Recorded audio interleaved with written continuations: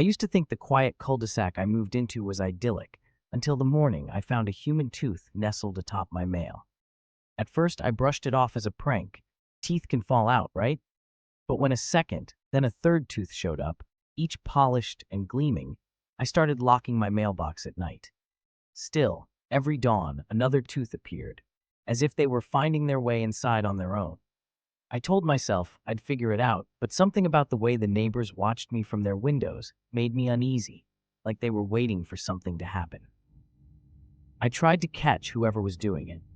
I set up my phone to record overnight, but every morning the files were corrupted, static and darkness, with only the faint sound of something clicking against metal.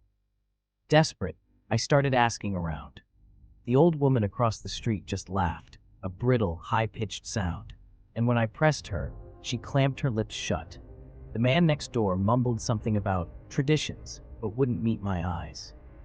The longer I stayed, the more I realized no one on this street ever smiled. Curiosity finally got the best of me. I knocked on doors, determined to get answers, but each neighbor greeted me with a closed mouth, refusing to speak. It wasn't until I cornered the mailman, who avoided eye contact and shuffled his feet, that I demanded to know what was happening. He only whispered, "They don't want you to leave," and hurried off, leaving me with more questions and a growing sense of dread. That night, I lay awake, listening for footsteps, unable to shake the feeling that the whole neighborhood was watching me.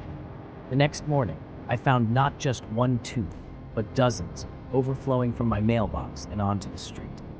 My neighbors gathered silently around me, lips curled back in wide, empty grins, gums raw and red. It hit me then. None of them had teeth.